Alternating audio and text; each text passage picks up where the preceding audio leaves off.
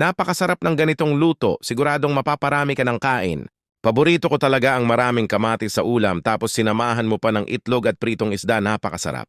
At napakadali lang din lutuin nito. Tara at samahan mo ako. Una ay magprito ng isda. Ito pala ay fresh from Pangasinan, hindi ko alam ang pangalan ng isdang ito.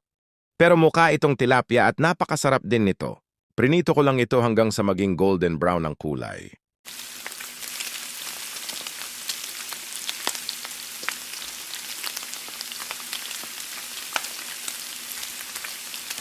At kapag ganyan na ang itsura ay pwede na yan i-set aside.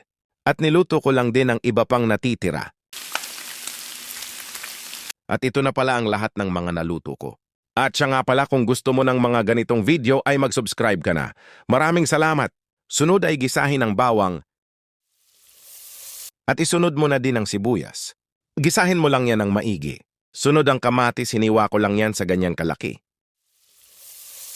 Gisahin mo lang yan ng maigi.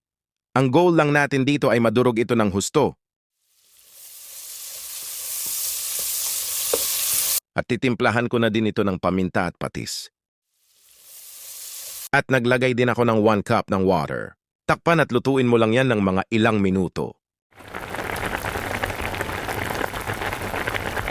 Pag ganyan na ang itsura niyan ay pwede na yan. At maglagay ng itlog, depende sa'yo kung ilan ang gusto mo.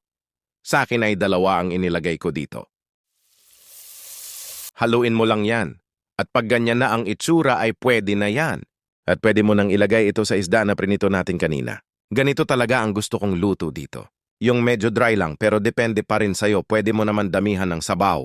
At pwede mo rin naman ilagay na agad yung isda kanina habang niluluto natin ang sarsa. Pero ako, mas trip ko talaga ang ganito. Yung itatappings ko lang para medyo crispy pa rin ang ating prinitong isda. Tignan mo naman yan. Napakasarap.